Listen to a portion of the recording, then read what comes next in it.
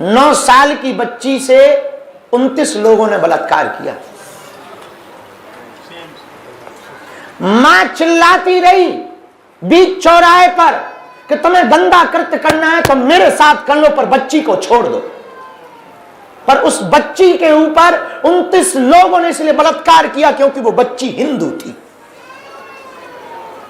वो दिन दूर नहीं जब तुम्हारी बच्चियों पर यह आक्रमण होगा। आज तुम्हारी यमुना गंदी है, आज रामचरितमानस को जलाया जा रहा, आज मंदिरों पर उंगली उठाई जाती, राम के राज्य में, राम के राष्ट्र में राम के होने का सबूत मांगा जाता, और तुम अभी भी चुप हो। हम अपनी लड़ाई नहीं लड़ रहे। हमको ना तो देखो नेता बनना है, ना किसी पार्टी को वोट दिलाना। हमारा एक ही ध्येय है, हिंदू बच जाए।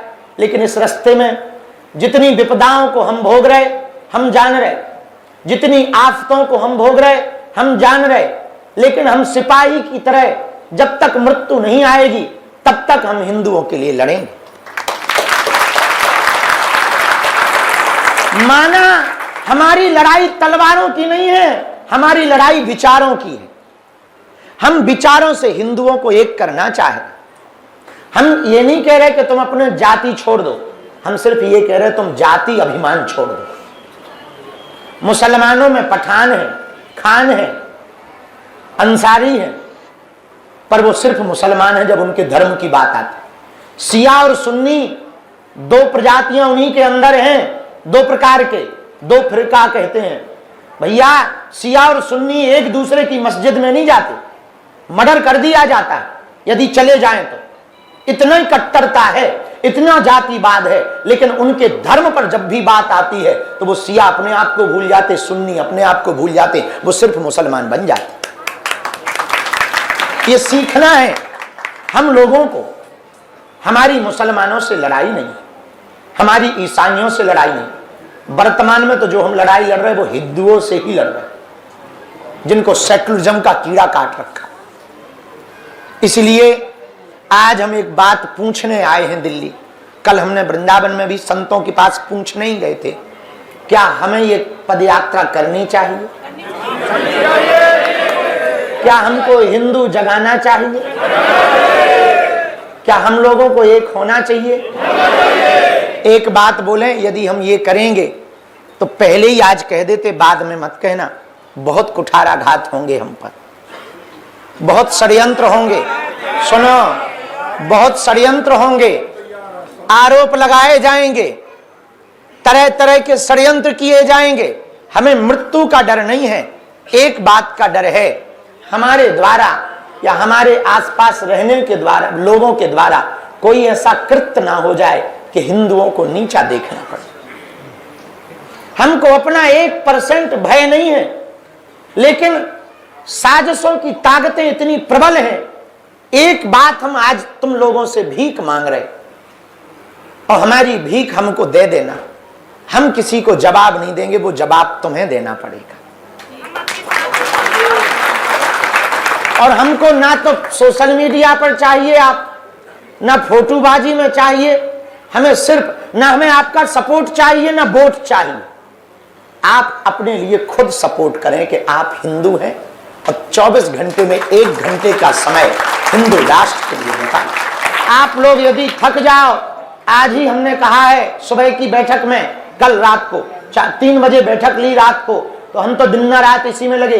3 बजे की बैठक में निर्णय लिया 40 बसें परमानेंट चलाएंगे, यदि थक जाओ तो बस में बैठ जाओ।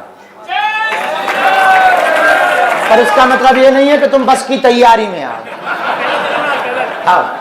ये तो जिनके पांव सूज जाएं, थक जाएं, बुढ़ापे को से जलने, तो हमारे ही साथ है कदम से कदम मिलाकर। हमने पूरी पदयात्रा में निर्णय लिया, कहीं पर भी फूल माला का स्वागत स्वीकार नहीं करेंगे किसी भी पदयात्रा में, जब तक भारत हिंदू राष्ट्र घोषित नहीं हो जाएगा। इसलिए माला का खर्चा किसी को नहीं करना है, ये सबको बताना है। और इसके लिए मीडिया वाले अपनी अपनी तरफ से, आप लोग भी अपनी अपनी तरफ से एक एक वीडियो बनाकर जारी करें। आज की बोली हुई बातों को नोट कर लें, फिर अपना अपना वीडियो बनाकर अपनी अपनी सोशल साइट पर जारी करने की अनुमति है। किसी भी प्रकार का फंड रुपया एकत्रित पदयात्रा के नाम पर नहीं किया जाएगा। किसी भी प्रकार का, हम अकेले हैं, भले ही हमें किडनी बेचनी पड़ेगी, भले ही हमको भीख मांगनी पड़ेगी, किसी से उधार लेना पड़ेगा, हम कर लेंगे। आप लोगों को धन की टेंशन नहीं लेनी है, किसी भी प्रकार का फंड कलेक्ट नहीं करना। किसी की श्रद्धा जागे तो कहना भैया बागेश्वर जनसेवा समिति के अकाउंट में डाल दो, उसी से निकाल कर खर्च कर दिया जाएगा।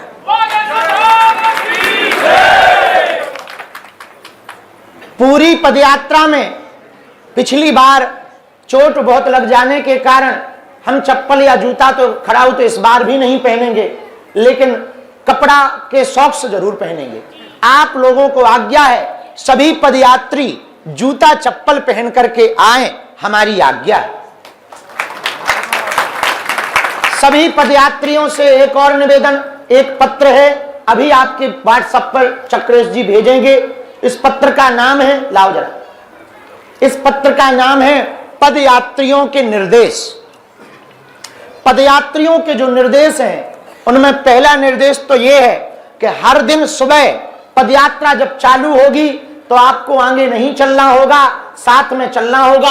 और जब आप हमारे साथ चलें तो पहले हनुमान चालीसा और राष्ट्रगान होगा, इसके बाद पदयात्रा प्रारंभ होगी।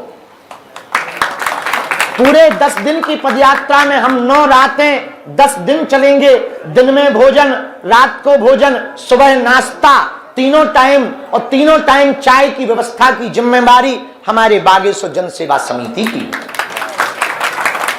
उसके लिए लगभग 20,000 सेवादारों की आवश्यकता है, उसकी तैयारी चल रही है। आप यदि सेवा करना चाहो, आपका मंडल सुंदरकांड मंडल या दिल्ली मंडल या फिर रामलीला मंडल या फिर ग्रेटर नोएडा वाला मंडल या मंदिरों वाला मंडल या फिर जो है बुंदेलखंड मंडल, कोई एक सेवा लेना चाहे तो अपना नाम, अपनी व्यवस्था की जिम्मेवारी आप इनको बता सकते हो। उसका कार्ड बना करके चाय वितरण की सेवा, बसों की सेवा, एक सबसे बड़ी दिक्कत आनी है, लोग बैग लेके आएंगे, उसके लिए लगभग 10 ट्रक की व्यवस्था करवा रहे हैं।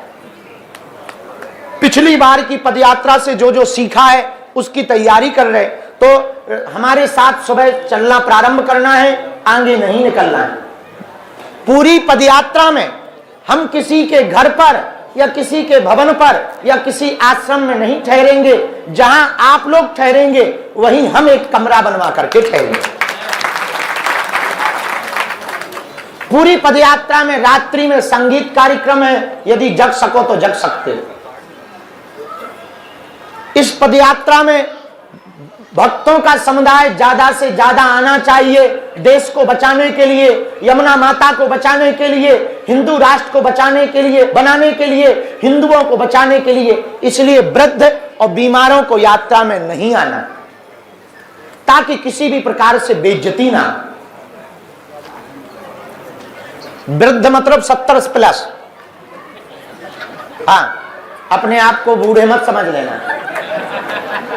तीसरा, इस पदयात्रा में जो भी यात्री आवे, 3 चीजें आपकी हमें बहुत आवश्यक है लाना साथ में। एक कंबल की लोई, एक थाली या लोटा, ताकि डिस्पोजल का खर्चा कम हो और प्रदूषण कम हो। और एक गरम लोई, एक थाली और लोटा, बस।